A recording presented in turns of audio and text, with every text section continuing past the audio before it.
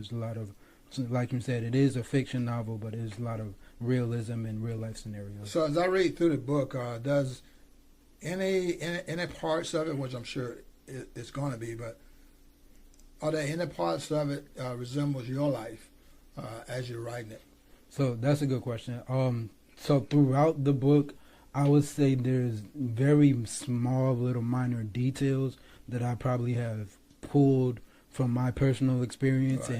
and relationships, or in just dealing with coworkers or dealing with other people, things like that.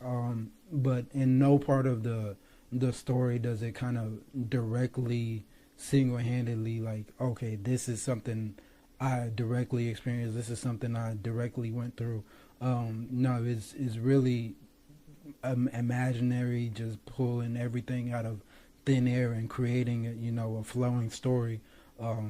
Like I said, there's small little details and things like that that I'm able to pull from everything that I see from people that I've worked with, people that I've met in the past, things that I've seen in other films, just being able to draw inspiration and Right. motivation and things like that.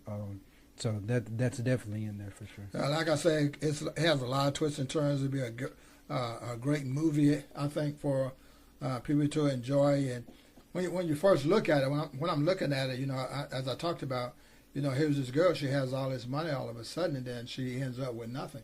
And then the story goes on, and it tells why she ended up that way. And when I started reading that about the addiction and stuff that was going on, because she went from one drug to another drug to another drug, and that just kind of flows through the system. So then that's why I asked, is because I don't know, it's a lot of real life stuff Scenarios, in here. yeah, for sure. Yeah, like I said, it's definitely. I've been able to experience a lot of life, I think, at a young age.